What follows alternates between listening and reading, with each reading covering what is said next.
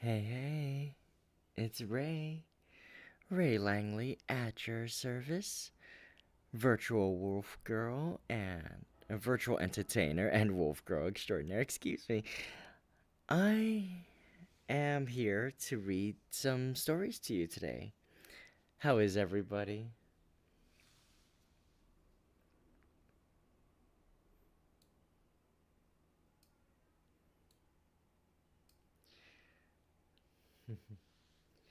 Welcome in, and hello to Candace and to Fizcatos. Welcome in. Hello, everybody. It's so good to see you all.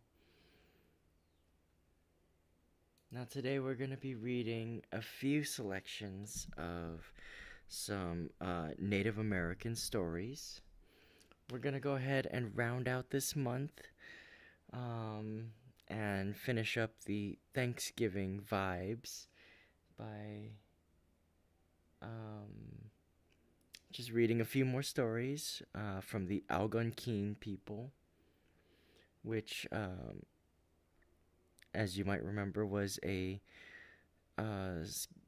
group of tribes that were living in North America, and some of which were the people that came in direct contact with the pilgrims. Now, um, before I really begin, I just want to check in with everyone. How was your Thanksgiving yesterday?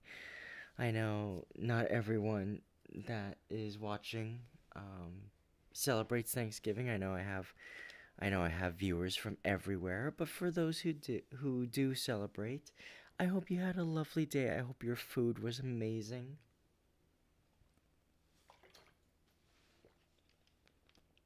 I had quite a good spread yesterday. Um, some pretty good food was had.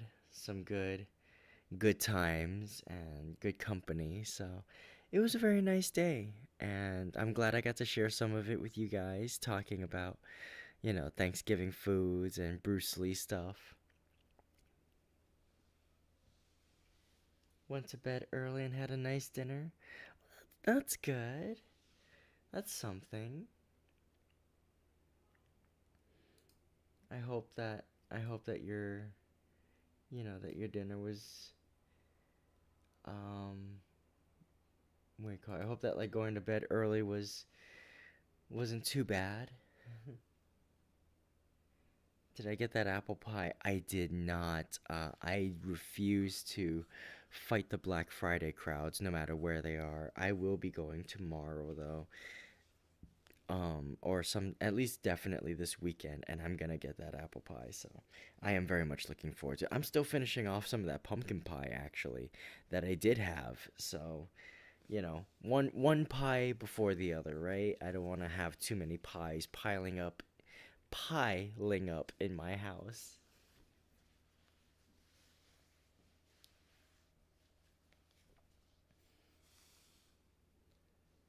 You see what I did there?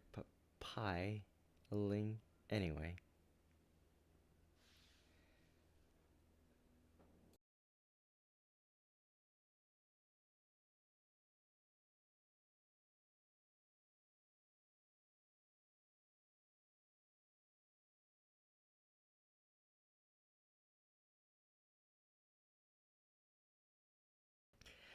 As with yesterday, brief disclaimer that I am not 100%, so my voice might sound a little weird, and I may have to be master of the quick mute just to spare you all from any signs that I'm not 100%. So, just letting you guys know. Um, but anyway, we're gonna be watching. I'm gonna be reading a few more stories to you guys.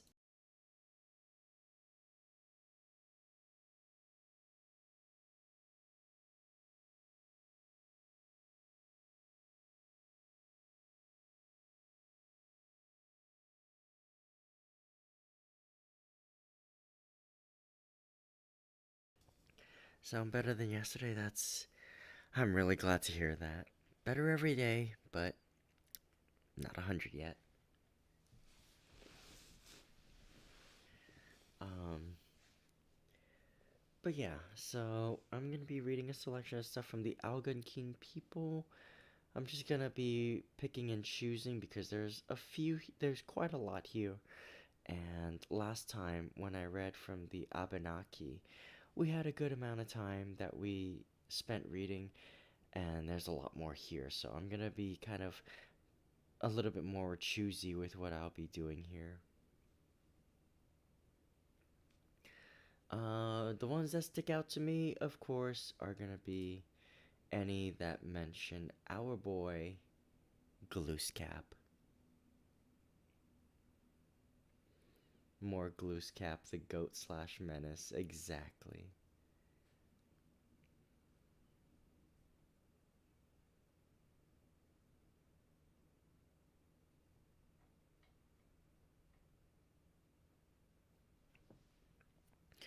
Okay, and so we start off with Glooscap and his people, an Algonquin legend.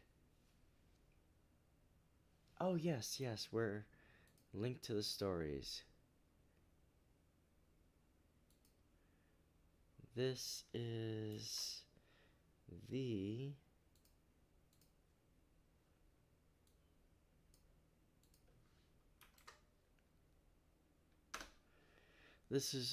the we call it archived page where I'm reading from. So, um,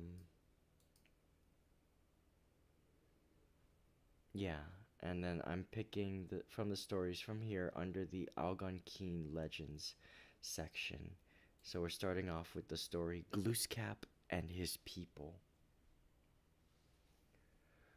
So if you scroll down the page that I linked, you'll be able to see the stories and I'll be saying the titles out loud so that you can also click on them. Or I can link directly to the stories as well. As a matter of fact, why don't I go ahead and do that? This is the first story that I'll be reading from. I've linked it right here for your convenience. There you go. Alright, I'll go ahead and start reading. Glooskap and His People. In the beginning, there were just the forest and the sea, no people and no animals. Then Glooskap came. Where this wondrous giant was born and when, none can tell. But he and his brother Mousum came from somewhere in the sky to the part of North America nearest the rising sun. There, anchoring his canoe, he turned it into a granite island covered with spruce and pine. He called the island Uktamku, the land that we know today as Newfoundland. Then Glooskap came, ominous phrase. This, in the beginning, was Glooskap's lodge. The great chief Glooskap looked and lived like an ordinary man, except that he was twice as tall, twice as strong, and possessed great magic. He was never sick, never married, never grew old, and never died. He had a magic belt which gave him great power, and he used this power only for good. Mousum, his twin brother, also great of stature, had the head of a wolf and the body of an Indian. Mousum knew magic too, but he used his power for evil. Hey, I'm raising my hand real quick, teacher. Why was the wolf-headed one the evil one?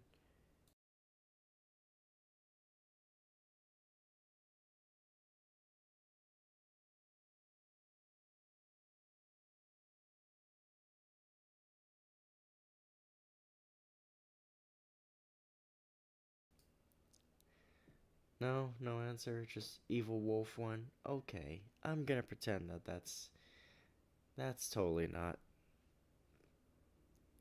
'cause wolves are evil. Hey. Anyway, as Glooskap set about his work, the air was fragrant with balsam and the tang of the sea. First out of the rocks he made the little people, the fairies, or the Migumuwasu's. These were small, hairy creatures who dwell among the rocks and made such wonderful music on the flute that all who heard it were bewitched. From amongst the Migumuwasu's, Glooskap chose a servant, Martin, who was like a younger brother to him. Next, Glooskap made men. Taking up his great bow, he shot arrows into the trunks of ash trees. Out of the trees stepped men and women. They were a strong and graceful people with light brown skins and shining black hair. Glooskap called them the Wabanaki, which means those who live where the day breaks. In time, the Wabanaki left Uktamku and divided into separate tribes and are today a part of the great Algonquin nation. But in the old days, only the Micmacs, Maliseets, Penobscots, and Passamaquoddies, living in the eastern woodlands of Canada and the United States, were Glooskap's people. Gazing upon his handiwork, Glooskap was pleased, and his shout of triumph made the tall pines bend like grass. He told the people he was their great chief and would rule them with love and justice. He taught them how to build birch bark wigwams and canoes, how to make weirs for catching fish, and how to identify plants useful in medicine. He taught them names of all the stars, who were his brothers. Then from among them he chose an elderly woman, whom he called Nugumi, or grandmother, a term of respect amongst Indians for any elderly female. Nugumi was the great chief's housekeeper for all her days. Now finally, out of rocks and clay, Glooskap made the animals: Miko the squirrel, Tim the moose, Muin the bear, and many, many others. Mousum looked on enviously, thinking he too should have had a hand in creation, but he had not been given that power. He whispered an evil charm, and the remainder of the clay in Glooskap's hands twisted and fell to the ground in the form of a strange animal. The animal was not beaver, not badger, not wolverine, but something of all three and capable of taking any of those forms he chose. "His name is Lox," said Mousum triumphantly. "So be it," said Glooskap. "Let Lox live among us in peace, so long as he remains a friend." Yet he resolved to watch Lox closely, for he could read the heart and knew that Lox had Mousum's evil in him. Now Glooskap had made all the animals very large, most of them larger and stronger than man. Lox the troublemaker at once saw his chance to make mischief.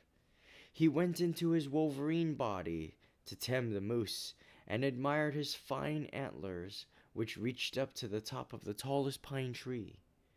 "If you should ever meet a man," said Lox, "you could toss him on your horns up to the top of the world." Now Tim, who was just a little bit stupid, went at once to Glooskap and said, "Please, master, give me a man so I can toss him on my horns up onto the top of the world." "I should say not," cried Glooskap, and touched Tim with his hand. The moose was suddenly the size he is today. Quick addendum: the size he is today, moose are still extremely huge. Anyway. Then Lox went on to his badger form, to the squirrel, and said, "With that magnificent tail of yours, Miko, you could smash down every lodge in the village." "So I could," said Miko proudly, and with his great tail he swept the nearest wigwam right off the ground. But the great chief was near.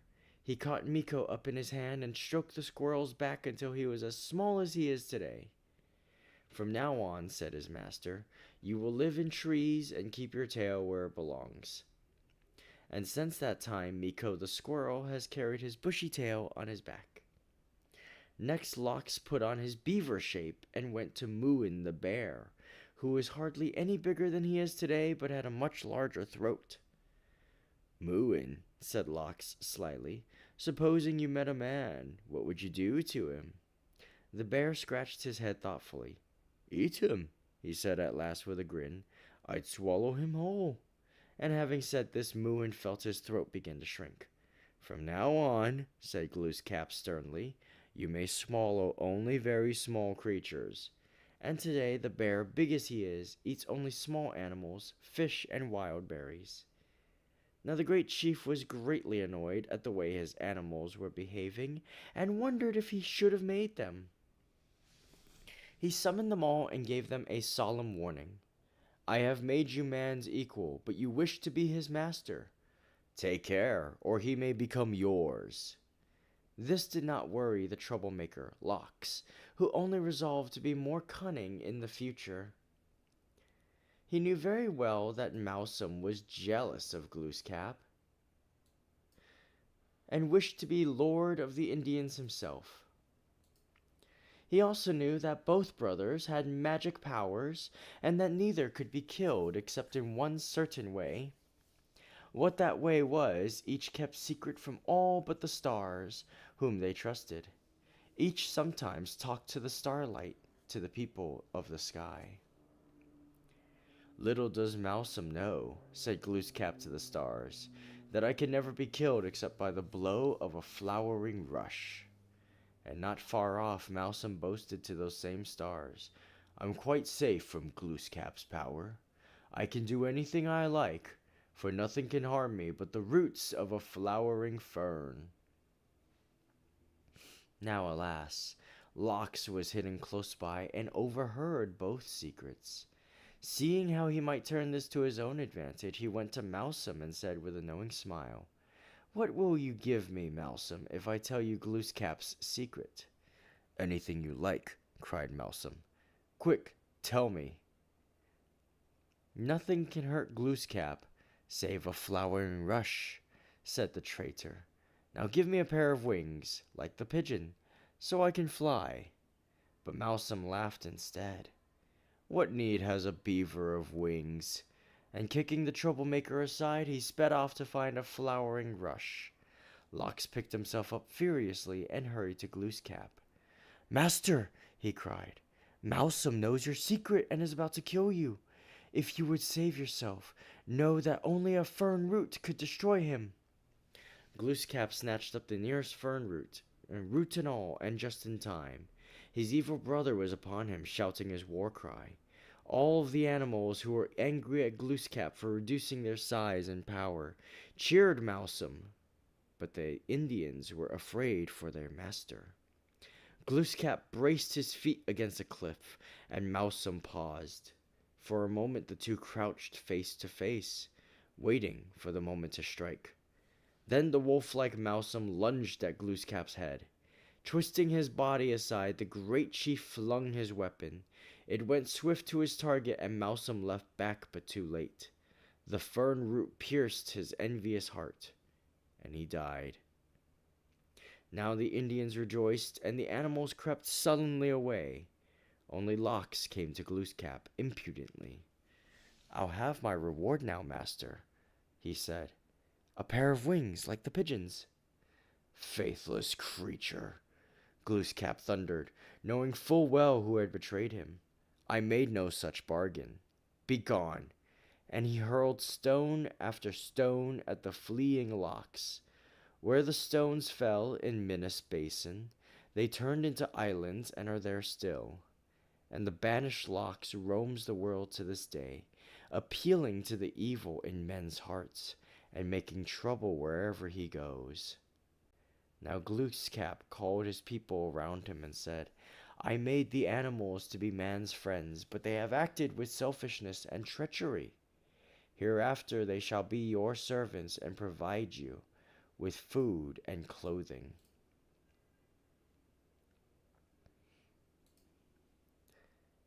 Then he showed the men how to make bows and arrows and stone-tipped spears, and how to use them. He also showed the women how to scrape hides and turn them into clothing. Now you have power over even the largest wild creatures, he said. Yet I charge you to use this power gently. If you take more game than you need for food and clothing, and kill for the pleasure of killing, then you will be visited by a pitiless giant named Famine. And when he comes among men, they suffer and die.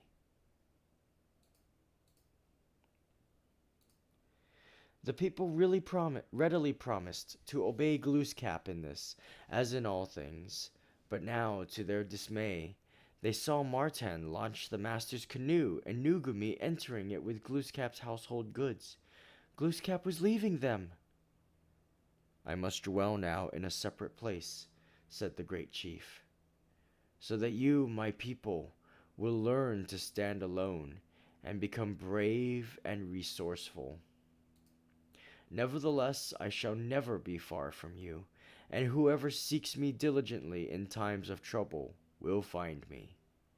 Then waving farewell to the sorrowful Wabanaki, Glooskap set off for the mainland. Rounding the southern tip of what is now Nova Scotia, the great chief paddled up the Bay of Fundy. In the distance, where the bay narrows and the great tides of Fundy rush into Minas Basin, Glooskap saw a long purple headland. It looked like a moose swimming, with clouds for antlers, and he headed his canoe in that direction. Landing, he gazed at the slope of red sandstone, with its groves of green trees at the summit, and admired the amethysts encircling its base like a string of purple beads. "Here I shall build my lodge," said Glooskap, and he named the place Blomidon. Glooskap dwelt on Blomidon for a very long time, and during that time did many wonderful things for his people. And that is the story of how Glooskap created the Algonquin people.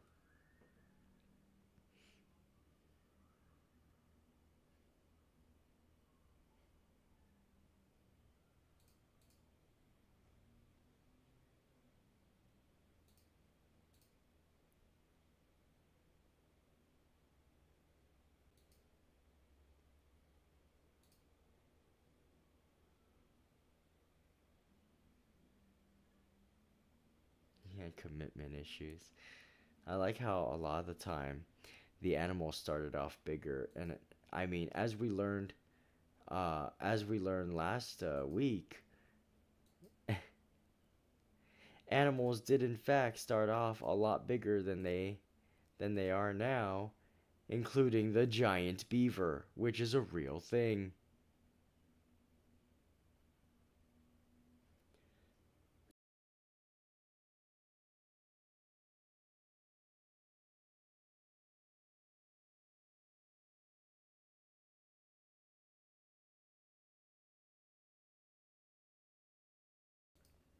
Now, if you go back to that hub page that I linked to, I'm going to be clicking on the next story that has Glooskap in the title. That one is called Glooskap and the Baby. I'll go ahead and also link that directly for your convenience. It was Glooskap's fault, they were so big. Listen, if you were a giant and you had the ability to create, would you not, perhaps, make a giant beaver or two? I mean, look at the beaver. The beaver is an adorable animal. It's really cute. I would keep one for myself if I could, and if one was proportional to my size, it would have to be a giant beaver. Not my fault all the humans are small.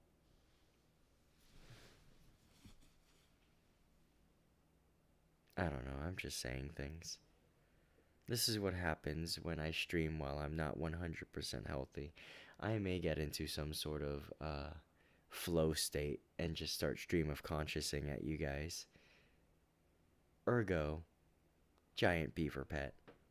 Anyway, Glooskap and the Baby.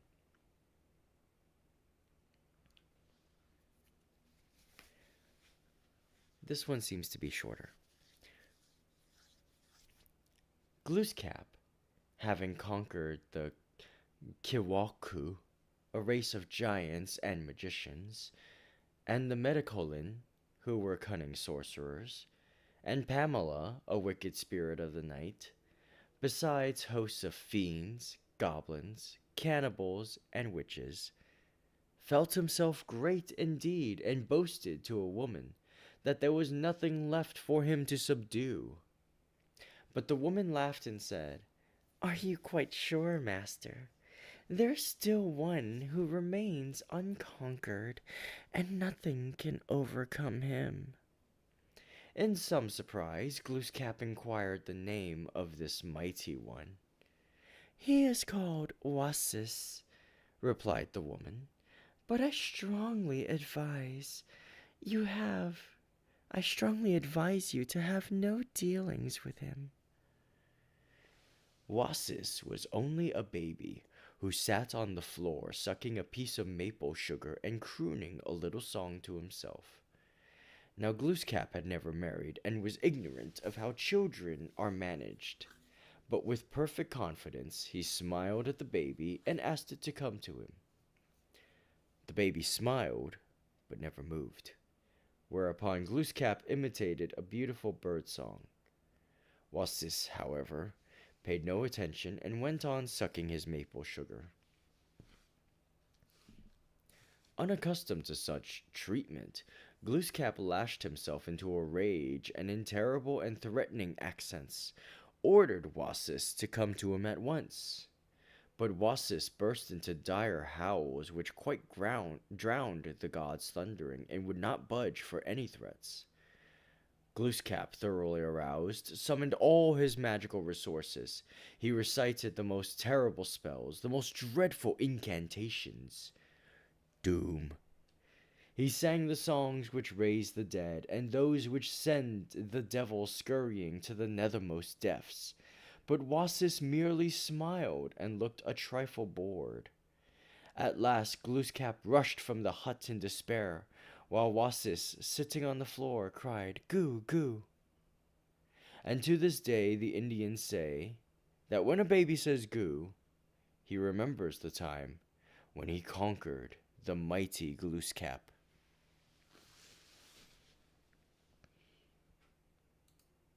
It can't be. My goat. Washed? Glooskap losing to a baby?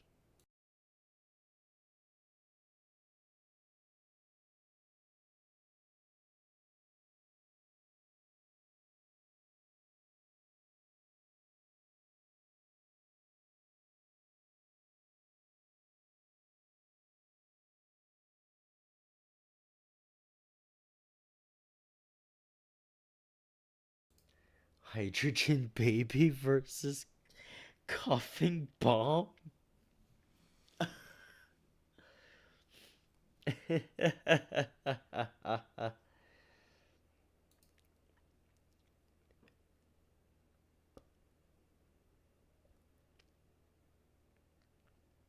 Now this one looks very similar to the creation myth that we saw earlier.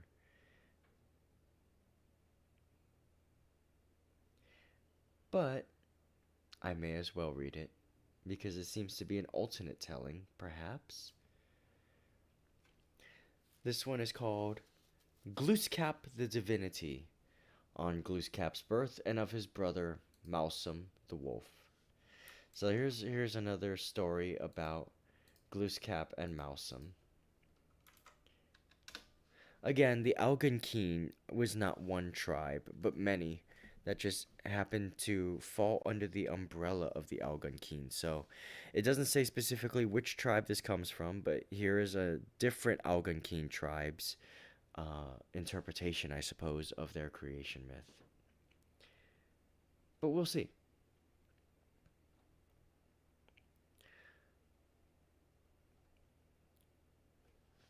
Now, the great lord Glooskap, who was worshipped in after days by all the Wabanaki, or children of light, was a twin with a brother.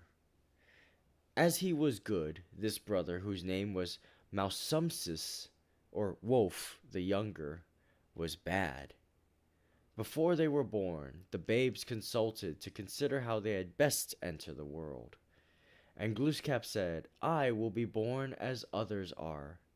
But the evil Malsumsis thought himself too great to be brought forth in such a manner, and declared that he would burst through his mother's side. And as they planned it, so it came to pass. Glooskap, as first, came quietly to light, while Malsumsis kept his word, killing his mother. The two grew up together, and one day the younger, who knew that both had charmed lives, asked the other what would kill him. Glooskap. Now each had his own secret as to this, and Glooskap, remembering how wantonly Malsumsis had slain their mother, thought it would be misplaced confidence to trust his life to one so fond of death, while it might prove to be well to know the bane of the other. So they agreed to exchange secrets, and Glooskap, to test his brother, told him that the only way in which he himself could be slain was by the stroke of an owl's feather, though this was not true. And Malsumsis said, "I can only die by a blow from a fern root." It came to pass in after days that Quabetus, the son of the great beaver, or as others say, Miko the squirrel, or else the evil which was in himself, tempted Malsumsis to kill Glooskap, for in those days all men were wicked.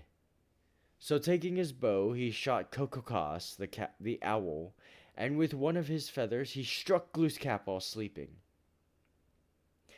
Then he awoke in anger, yet craftily said that it was not by an owl's feather, but by a blow from a pine root, that his life would end. Then the false man led his brother another day far into the forest to hunt, and while he again slept, smote him on the head with a pine root.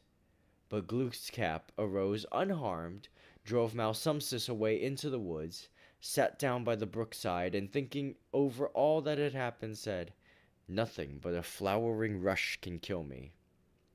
But the beaver who was hidden among the reeds heard this, and hastening to Malsumsis told him the secret of his brother's life. For this Malsumsis promised to bestow on Beaver whatever he should ask, but when the latter wished for wings like a pigeon, the warrior laughed and scornfully said, "Get thee hence, thou with a tail like a file, what need hast thou of wings?" Then the beaver was angry, and went forth to the camp of Glooskap, to whom he told what he had done. Therefore Glooskap arose in sorrow and in anger, took a fern root, sought Malsumsis in the deep dark forest, and smote him so that he fell down dead. And Glooskap sang a song over him and lamented. The beaver and the owl and the squirrel, for what they did and as they did it, all come again into these stories. But Malsumsis, being dead, was turned into the Shikshu Mountains in the Gasp Peninsula.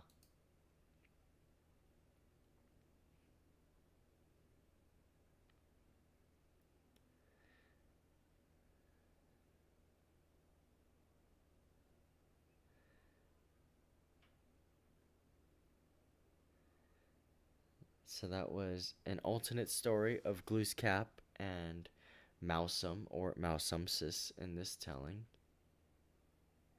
Very much the same. The same kryptonites were employed. It just seems to be a bit shorter in the sense that the third party of Lox doesn't seem to have factored into the story as much, and there's not much mention as to the other animals' involvements, except for a scant mention and no mention of their punishments in which they were shrunk.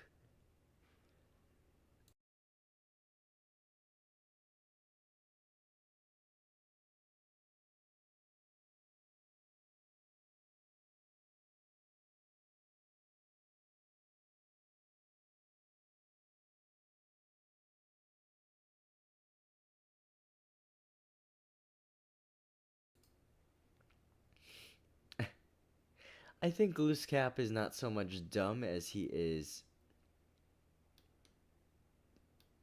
Okay, maybe dumb. He might be dumb. Bottom text.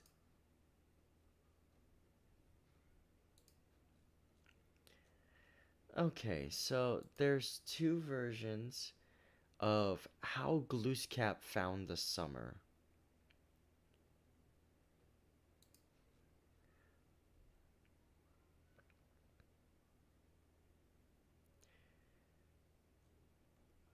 Version 2 seems to be shorter, so I think I'll go ahead and read version 1.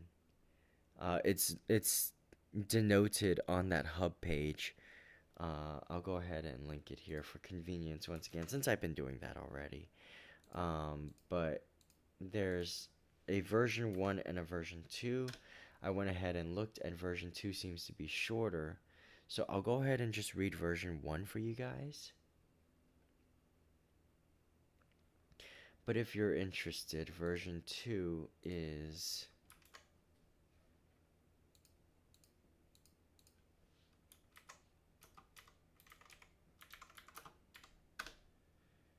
here for you guys. There you go.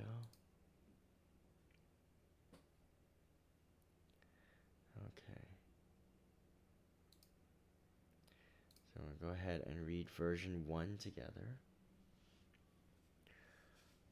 How Glooskap Found the Summer. Long ago, a mighty race of Indians lived near the sunrise, and they called themselves Wawaniki, the children of light. So, real quick, again, there's Algonquin, there's Abenaki, there's Wabanaki, there's Wawaniki. There's a lot of branching terms, but they all mean the general same thing. Back to the story. Glooskap was their master. He was kind to his people and did many great deeds for them. Once in Glooskap's day, it grew extremely cold. Snow and ice covered everything. Fire would not give enough warmth. The corn would not grow. His people were perishing from cold and famine. Glooskap set forth for the far north where all was ice. Here in a wigwam he found the great giant Winter. It was Winter's icy breath that had frozen the land. Glooskap entered the wigwam and sat down. Winter gave him a pipe, and as they smoked, the giant told tales of olden times when he reigned everywhere and all the land was silent, white, and beautiful. His frost charm fell upon Glooskap, and as the giant talked on, Glooskap fell asleep. For 6 months he slept like a bear. Then the charm left him because he was too strong for it, and awoke. Soon now Glooskap's tail-bearer, the loon, a wild bird who lived on the lake shores, brought him strange news. He described a country far to the south where it was always warm. There lived the all-powerful Summer, who could easily overcome the great Winter. To save his people from cold and famine and death, Glooskap decided to find her. Far off to the southern seashores he went. He sang the magic song which whales obey, and up came an old friend, a whale who served as his carrier when he wished to go out to sea. This whale had a law for travelers. She always said, "You must shut your eyes while I carry you. If you do not, I am sure to go aground on a reef or a sandbar and unable to get off. You could be drowned." Glooskap got on the whale's back, and for many days they traveled together. Each day the water grew warmer and the air softer and sweeter, for it came from spicy shores. The odors were no longer those of salt, but of fruits and flowers. Soon they found themselves in shallow water. Down in the sand, clams were singing a song of warning. "Keep out to sea, for the water here is shallow." The whale asked Glooskap, who understood the language of all creatures, "What do they say?" Glooskap, wishing to land at once, only replied, "They tell you to hurry, for a storm is coming." The whale hurried on accordingly until she was close to land. Now Glooskap did the forbidden. He opened his left eye to peep. At once the whale stuck hard onto the beach so that Glooskap, leaping from her head, was able to walk ashore on dry land. Thinking she could never get away, the whale became angry. But Glooskap put one end of his bow against the whale's jaw, and taking the other end in his hands, placed his feet against the high bank. With a mighty push, he sent her out into the deep water. Far inland strode Glooskap and found it warmer at every step. In the forest he came upon a beautiful woman dancing in the center of a group of young girls. Her long brown hair was crowned with flowers, and her arms filled with blossoms. She was Summer. Glooskap knew that here at last was the one who by her charms could melt old Winter's heart. He leaped to catch her and would not let her go. Together they journeyed the long way back to the lodge of old Winter. Winter welcomed Glooskap, but he planned to freeze him to sleep again. This time, however, Glooskap did the talking. His charm proved the stronger one, and soon sweat began to run down Winter's face. He knew that his power was gone and the charm of frost broken. His icy tent melted away. Summer now used her own special power, and everything awoke. The grass grew green, and the snow ran down the rivers, carrying away the dead leaves. Old Winter wept to see his power taken away. But Summer said, "Now that I have proved I am more powerful than you, I give you all the country to the far north for your own, and there I shall never disturb you.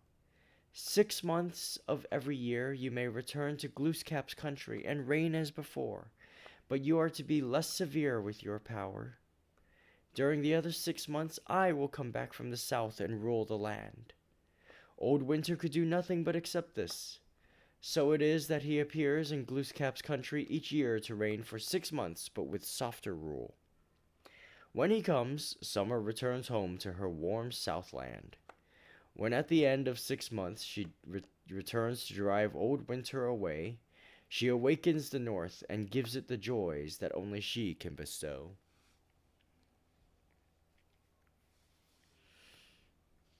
And so the story goes. Lamau, he's so unserious. I know, right? Glooskap is such Looney Tunes.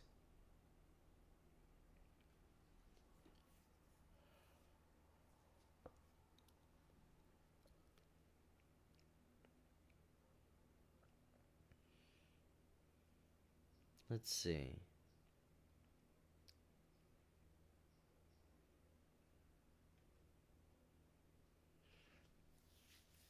Okay, so I'm gonna go ahead and link the hub page one more time. And I want you guys, those of you who are viewing right now, to go ahead and tell me which of these stories you are interested in. Because there's a fair few stories, but I only have time for a few. Or rather, not time, but voice enough. As you can hear, my voice is starting to tire a little, for I am not 100% back at maximum health. I attempted to try to strengthen my voice earlier today by trying to read aloud a little bit and even sing some songs to myself. Unfortunately, I found that I was unable to revive the strength of my voice. And I don't want to go any deeper than this, for though I can, it makes me a little uncomfortable too. Though if you don't mind a lower register, I may read a little bit in that tone and see how you guys take to it. Perhaps thereby I can extend my stream time by reading in a lower voice that's more comfortable for my current state.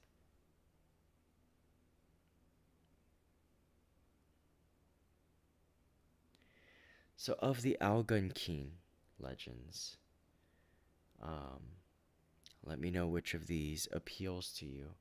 I'm going to take a small break to drink some water, but I will be right back.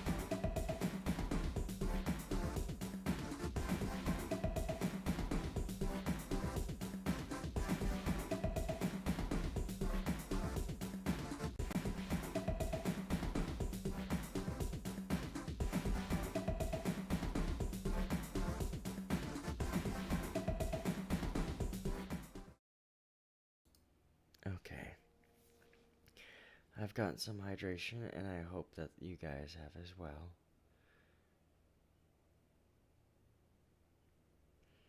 Of the adventure with Mooin the bear, it being the third and last time that Master Rabbit made a fool of himself.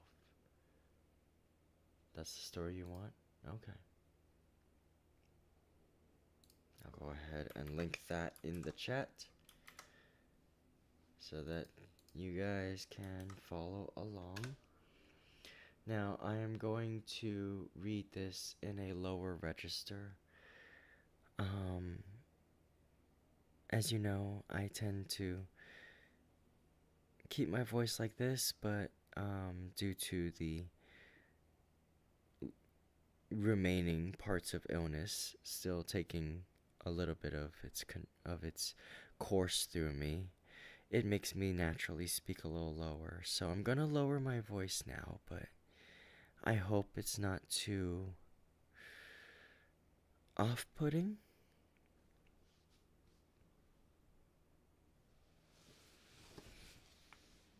This does sound like Looney Tunes. I'm very excited. Okay. Here we go.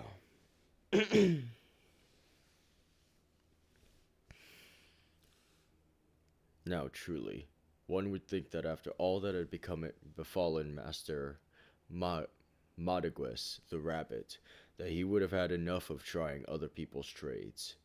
But his nature was such that, having once set his mighty mind to a thing, little short of sudden death would cure him.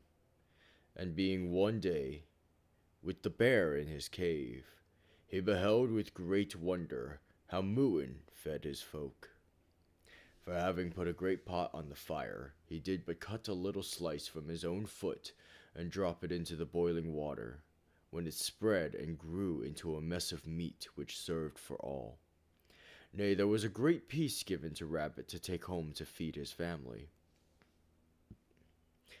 Now truly, he said, this is a thing which I can indeed do. Is it not recorded in the family wampum that whatever a bear can do, a rabbit can do better? So, in fine, he invited his friend to come and dine with him. Ketkiwap, the day after tomorrow. And the bear being there, Rabbit did but say, Nugami kusawai wohu. Grandmother, set your pot to boiling. And whetting his knife on a stone, he tried to do as the bear had done. But little did he get from his small, thin soles, though he cut himself madly and sadly. What can he be trying to do? Growled the guest. Ah, sighed the grandmother, something which he has seen someone else do. Ho, I say there, give me the knife, quoth Bruin, and getting it, he took a slice from his sole, which did him no harm, and then what with magic and fire gave them a good dinner. But Master Rabbit was in a sad case, and it was many a day ere he got well. So the rabbit was sitting with the bear in his cave, and the bear apparently has a magical ability to take a sliver off of his foot and put it into a pot, and it creates a large portion of meat in order to feed his people. Now Rabbit got jealous of that fact and decided I can do the same thing too. So he invited Bear the day after tomorrow to his house and decided to chop up his own foot. However, he does not have the same ability, and so he only made a fool of himself. Whereas Bear took a sliver from his foot and fed them all, Rabbit had an injured foot for a while. And that's the story. Master Rabbit attempts to do a bear talk trend and fails miserably. Yeah, that's perfect.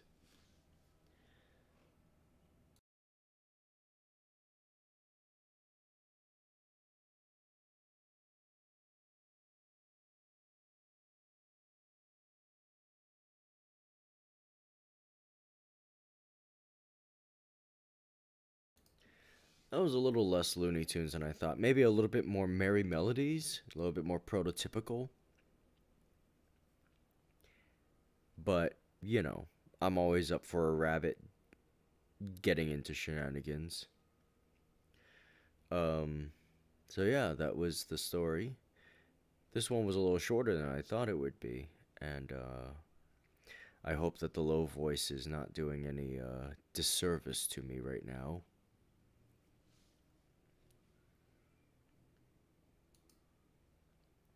I understand that this voice is rather low, and it's a voice that I do have in my natural range, but I do try to avoid, so uh, unless I'm doing a character voice, of course. But so I'm a little bit interested to see how you guys are taking to it.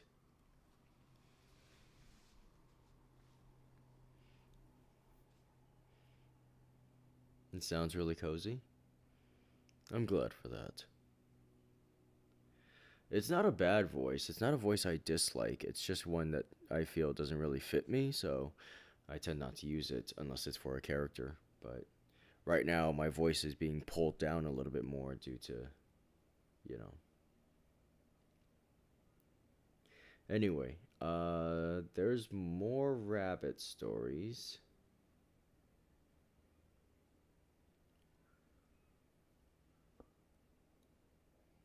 If you guys want more potential Looney Tunery.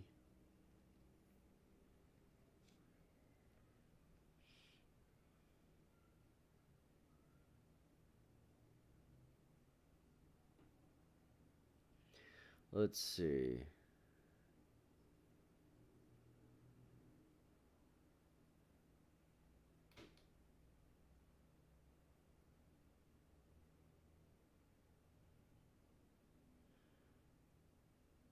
Huh. Okay, so some of these are some long story titles, but let's see. Oh, but they're kind of short. Okay, no, that one's kind of long.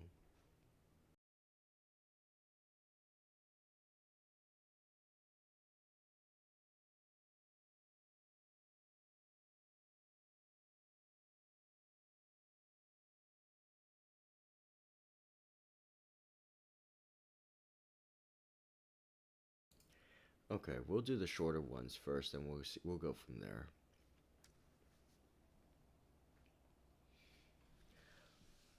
Let's do this one first. Find it comfy to listen to, especially when it comes to a read along. Oh, I'm very glad.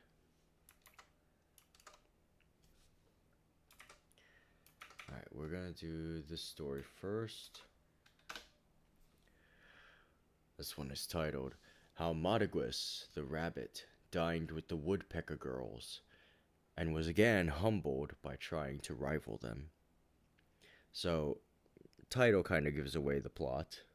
Rabbit's gonna get owned, but let's see how.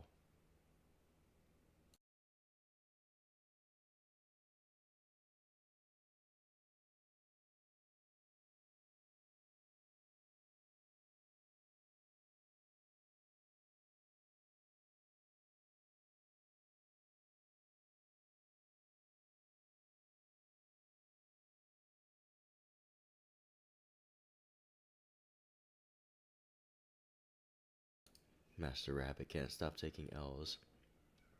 Which is a shame because the first story that we ever read of the rabbit in the previous installment of this, I think he did pretty well for himself. So, kind of interesting to see how other tribes go. Nah, Rabbit gets his ass kicked.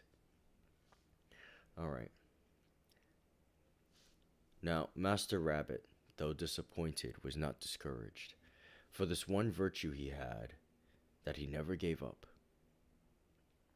And wandering one day in the wilderness, he found a wigwam well filled with young women, all wearing red headdresses, and no wonder, for they were woodpeckers. Now Master Rabbit was a well-bred Indian, who made himself as a melody to all voices, and so he was cheerfully bidden to bide to dinner, which he did. Then one of the red-polled pretty girls taking a waltz or wooden dish, lightly climbed a tree so that she seemed to run, and while ascending, stopping here and there and tapping now and then, took from this place and that many of those insects called by the Indians Apchel Moal Timkawal, or rice, because they so much resemble it. And note that this rice is a dainty dish for those who like it. And when it was boiled and they had dined, Master Rabbit again reflected, "La, how easily some folks live! What is to hinder me from doing the same? Oh, you girls, come over and dine with me the day after tomorrow." Uh-oh.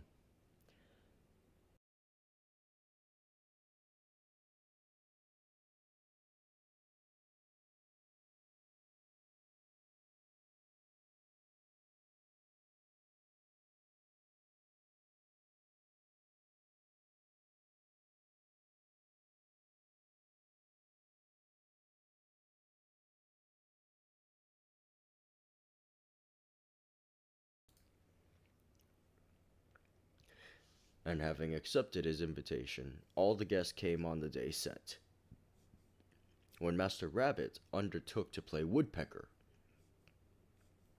So, having taken the head of an eel spear and fastened it to his nose to make a bill, he climbed as well as he could, and bad was the best, up a tree and tried to get his harvest of rice. Truly, he got none.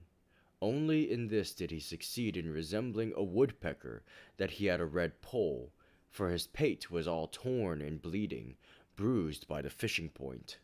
And the pretty birds all looked and laughed and wondered what the rabbit was about.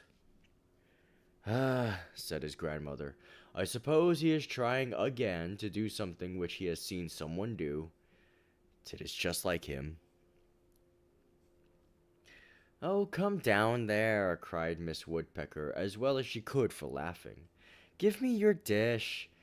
And having got it, she scampered up the trunk, and soon brought down a dinner. But it was long ere Master Rabbit heard the last of it from these little gay tree tappers. So, once again, Rabbit sees somebody doing something, thinks I can do it as well, decides to strap a thing to his face, which injures his face, and fails miserably at the task, only to have the originator he was trying to copycat go, "You know what, just let me do it." And with Master Rabbit having his pride and his body injured for a while. And Grandma's just fucking done.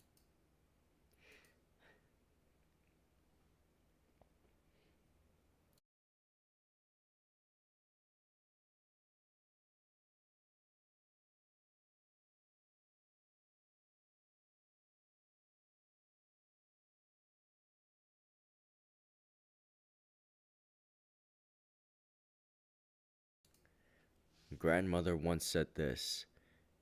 God fucking damn it, Rabbit.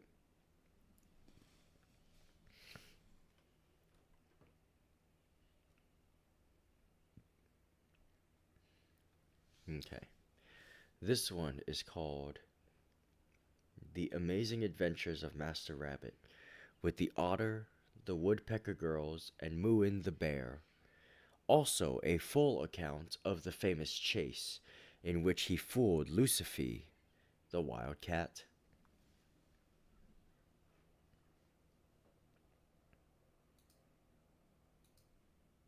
Rolls right off the tongue.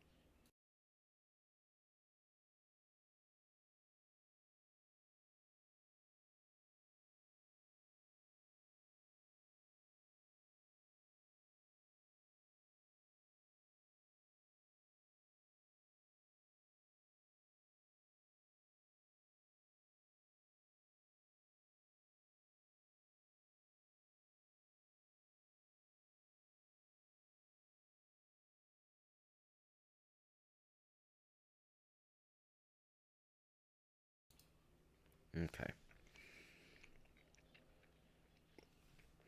Of old times, Madigues the rabbit, who is called in the Micmac tongue Obligamook. Oh hey, that sounds like the title that we heard before. lived with his grandmother, waiting for better times. And truly he found it a hard matter in midwinter, when ice was on the river and snow was on the plain, to provide even for his small household. And running through the forest one day he found a lonely wigwam, and he that dwelt therein was Kewney the otter. The lodge was on the bank of a river, and a smooth road of ice slanted from the door down to the water.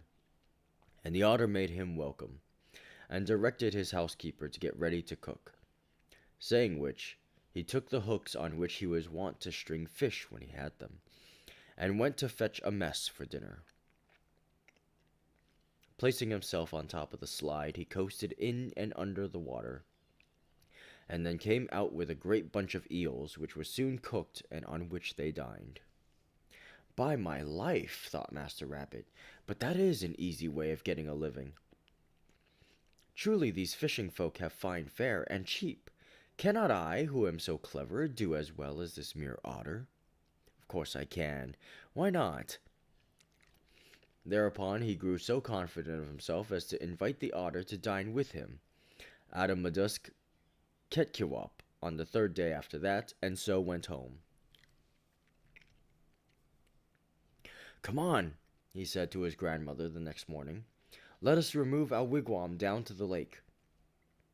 So they removed, and he selected a site such as the otter had chosen for his home, and the weather being cold, he made a road of ice or a coast, down from his door to the water, and all was well. Then the guest came at the time set, and Rabbit, calling his grandmother, bade her get ready to cook a dinner. But what am I to cook, grandson? Inquired the old dame. Truly I will see to that, said he, and made him a nobagun, or stick to string eels. Then going to the ice path, he tried to slide like one skilled in the art, but indeed with little luck. For he went first to the right side, then to the left, and so hitched and jumped till he came to the water, where he went in with a bit of a bob backwards. And this bad beginning had no better ending, since of all swimmers and divers the rabbit is the very worst, and this one was no better than his brothers. The water was cold, he lost his breath, he struggled, and was well nigh drowned. But what on earth ails the fellow? Said the otter to the grandmother, who was looking on in amazement. Well, he has seen somebody do something, and is trying to do likewise, replied the old lady. Huh, come out of that now, cried the otter, and hand me your nabagun.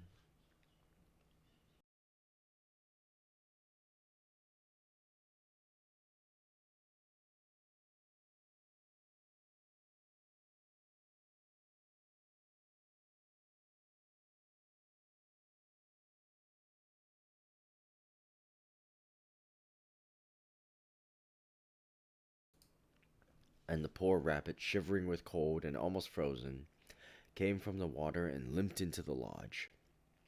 And there he required much nursing from his grandmother, while the otter, plunging into the stream, soon returned with a load of fish.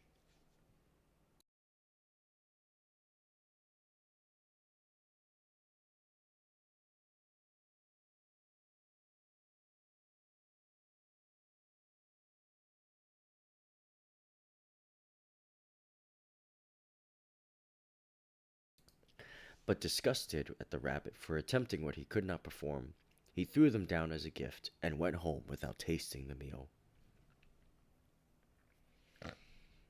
Wait, where's the rest of the story?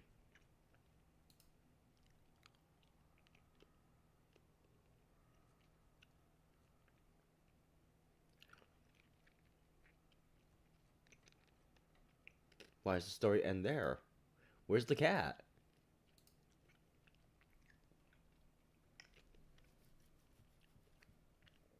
Where's the part where he tricks the cat? The story promised me a dub and just gave him another L.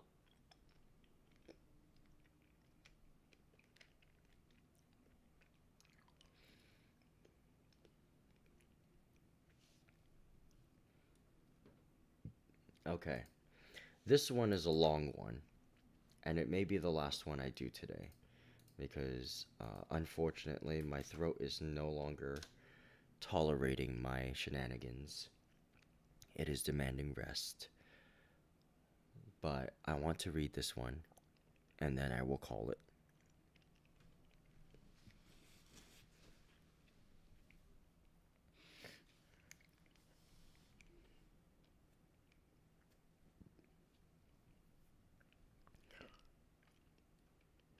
I apologize for the shorter streams, but I suppose that's what happens when I'm streaming at not 100% health.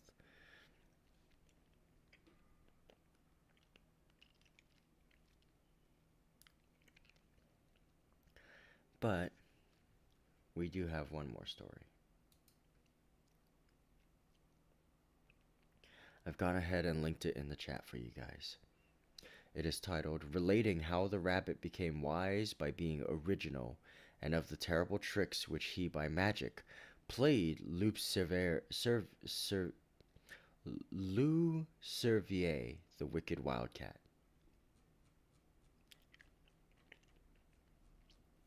This one's a longer story. I hope it gives me a dub for Rabbit, because I want to end on a high note, and I want to end on some Looney Tunes stuff like I did last time.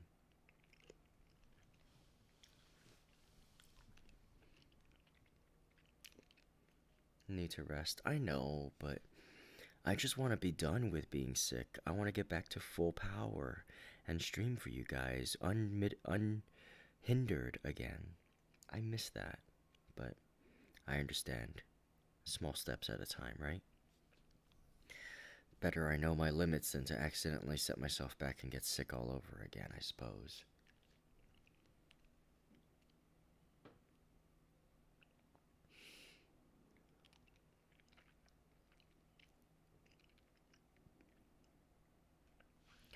Okay, let's begin.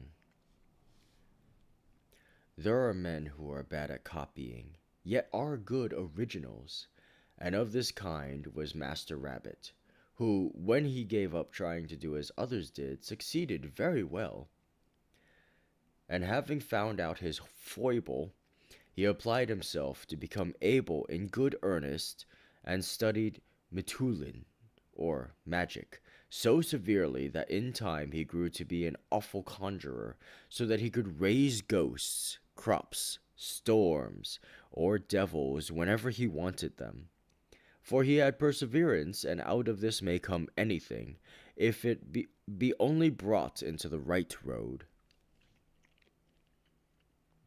Now it came to pass that Master Rabbit got into great trouble.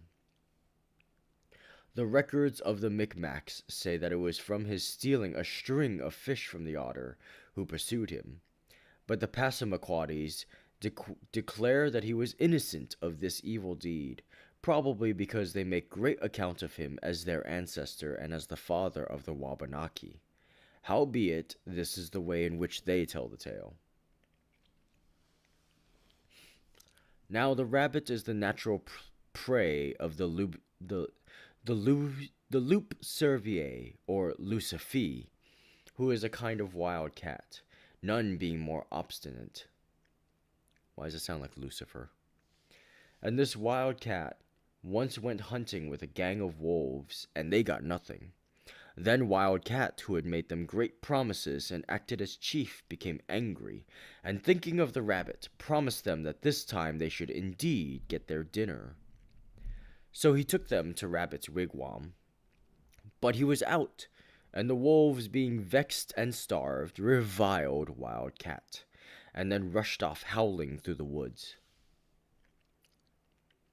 Now, I think that the rabbit is Mitulin. Yes, he must be, for when Wild Cat started to hunt him alone, he determined with all his soul not to be caught, and made himself as magical as he could. So he picked up a handful of chips and threw one as far as possible, then jumped to it, for he had the charm of a long jump, and then threw another, and so on for a great distance. This was to make no tracks, and when he thought he had got out of scent and sight and sound, he scampered away like the wind. Now, as I said, When the wolves got to Master Rabbit's house and found nothing, they smelt about and left Wildcat, who swore by his tail that he would catch Rabbit if he had to hunt forever and run himself to death. So, taking the house for a center, he kept going round and round it, all the time a little further, and so more around and still further. Then at last, having found the track, he went in hot haste after Mr. Rabbit, and both ran hard till night coming on. Rabbit, to protect himself, had only just time to trample down the snow a little and stick up a spruce twig on end and sit on it. But when Wildcat came up, he found there was a fine wigwam and put his head in.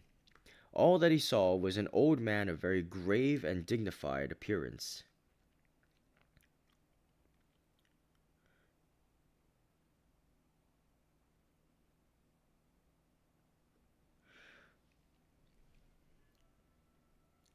Let's see.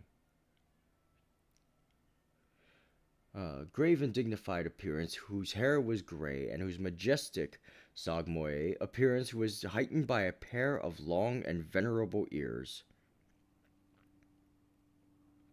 And of him Wildcat asked in a gasping hurry if he had seen a rabbit running that way.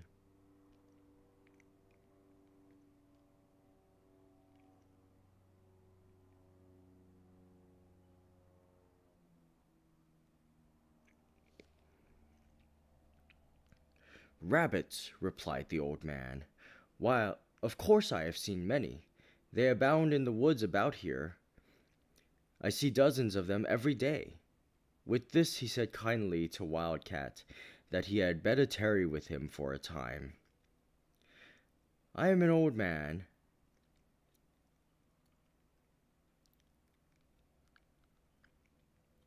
One second. Let me just.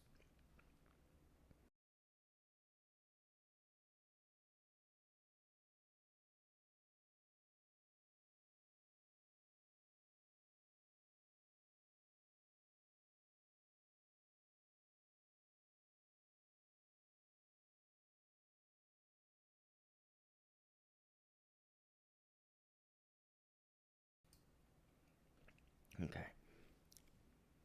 Where was I? They abound in the woods about here doesn't. I am an old man, he remarked with solemnity.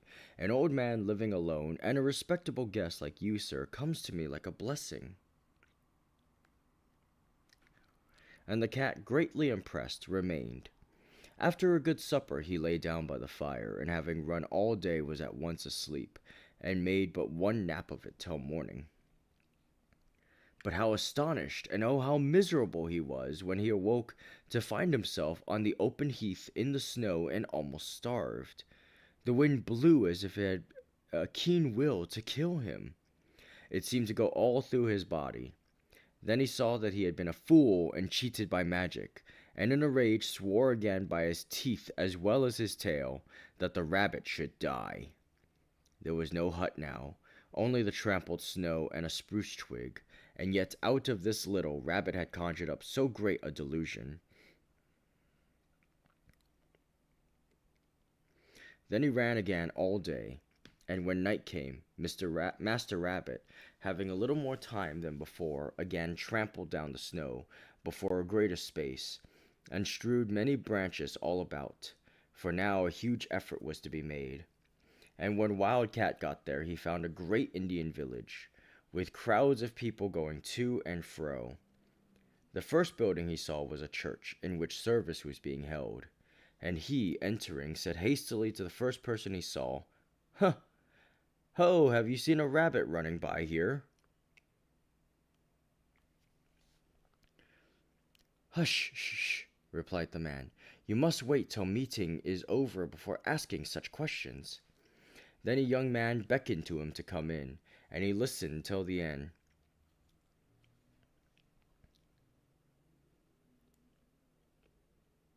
To a long sermon on the wickedness of being vindictive and rapacious, and the preacher was a gray ancient, and his ears stood up over his little cap like the two handles of a pitcher.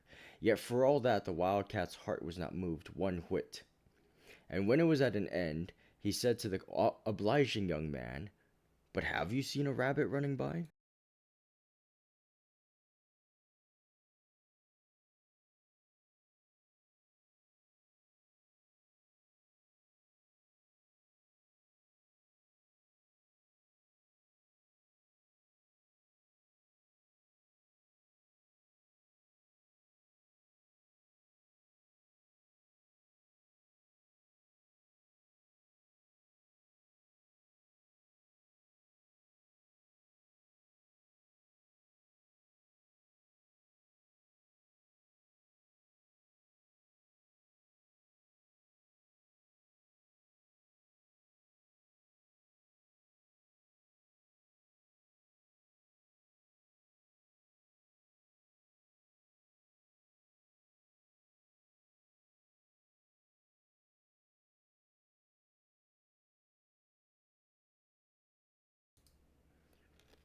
Sorry about that.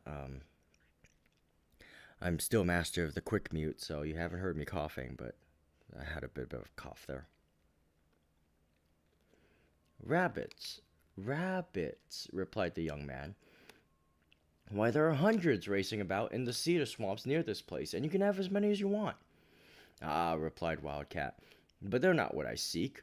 Mine is an entirely different kind. The other said that he knew of no sort save the wild wood rabbits, but that perhaps their governor, or chief, who was very wise, could tell him all about them. Then the governor, or Sagamore, came up. Like the preacher, he was very remarkable and gray, with the long locks standing up on one on either side of his head. And he invited the stranger to his house, where his two very beautiful daughters cooked him a fine supper. And when he wished to retire, they brought out blankets and a beautiful white bear's skin, and made up a bed for him by the fire. Truly his eyes were closed as soon as he lay down, but when he awoke there had been a great change.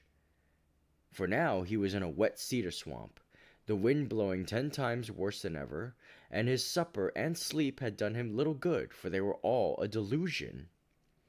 All around him were rabbits' tracks and broken twigs, but nothing more. Yet he sprang up, more enraged than ever, and swearing more terribly by his tail, teeth, and claws that he would be revenged. So he ran on all day, and at night, when he came to another large village, he was so weary that he could just gasp, "Have you seen a rabbit run this way?" With much concern and kindness they all asked him what was the matter. So he told them all his story, and they pitied him very much. Yea, one old gray man, and this was the chief, with 2 beautiful daughters, shed tears and comforted him, and advised him to stay with them. So they took him to a large ball, where there was a great fire burning in the middle thereof, and over it hung 2 pots with soup and meat. And 2 Indians stood by and gave food to all the people, and he had his share with the rest, and all feasted gaily. Now when they had done eating, the old governor, who was very gray, and from either side of whose head rose 2 very venerable, long white feathers, rose to welcome the stranger, and in a long speech said it was, indeed, the custom of their village to entertain guests, but that they expected from them a song. Then Wildcat, who was vain of his voice, uplifted it in vengeance against the rabbits. "Oh, how I hate them! How I despise them! How I laugh at them! May I scalp them all!" Then he said that he thought the governor should sing, and to this the chief consented, but declared that all who were present should bow their heads while seated, and shut their eyes, which they did. Then Chief Rabbit, at one bound, cleared the heads of his guests, and drawing his timhien, or tomahawk, as he jumped, gave Wildcat a wound which cut deeply into his head, and only fell short of killing him by entirely stunning him. When he recovered, he was again in snow, slush, and filth, more starved than ever, and his head bleeding from a dreadful blow, and he himself almost dead.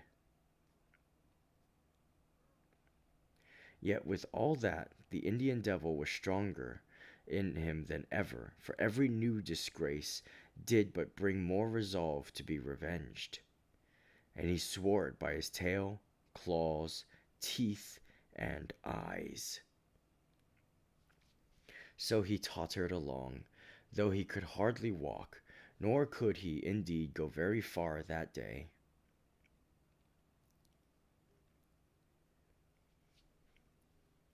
And when almost broken down with pain and weariness, he came about noon to 2 good wigwams. Looking into one, he saw a gray-haired old man, and in the other a young girl, apparently his daughter.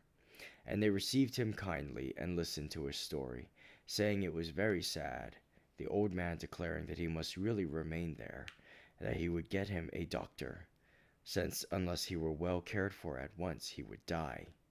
Then he went forth as if in great concern, leaving his doctor to nurse the weary, wounded stranger. Now when the doctor came, he too was an old gray man,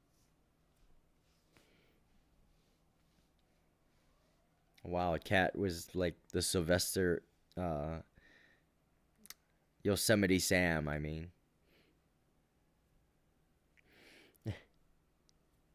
with his temperament.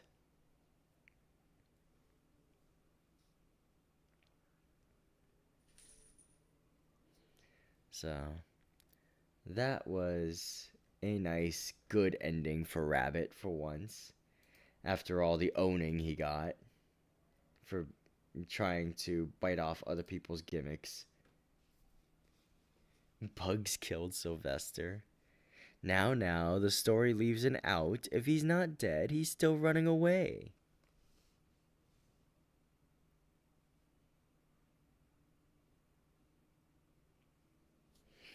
That was a fun story. I enjoyed that one. I enjoyed all of these, but I think we earned our uh, rabbit victory after those three.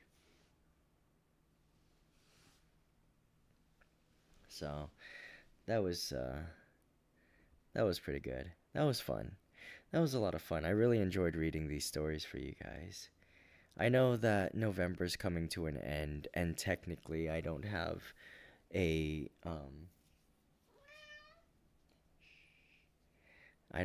a like quote unquote reason to keep reading them. But honestly, you don't need a special month to read these stories.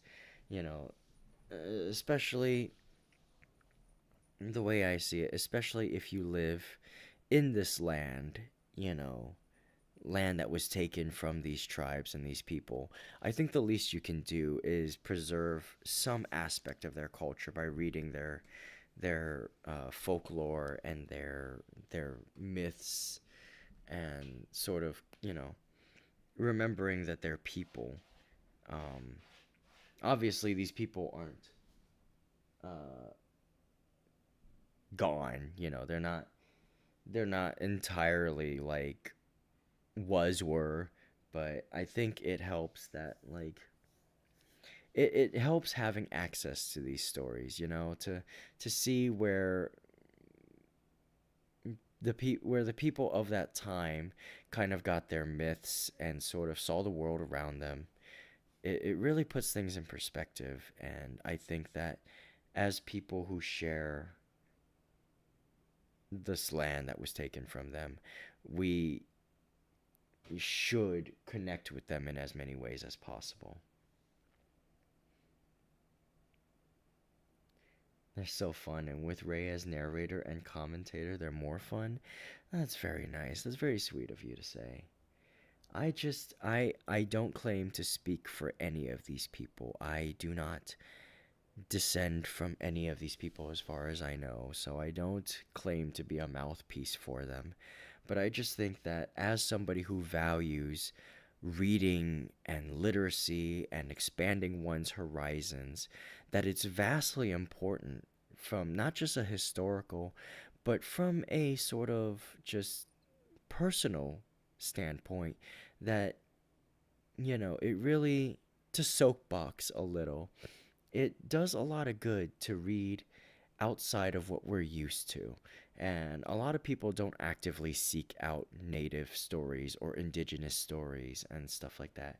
So I think that like this sort of thing, this is an exercise in being conscious of the world around us, being more than just sci-fi and young adult fiction and stuff like that.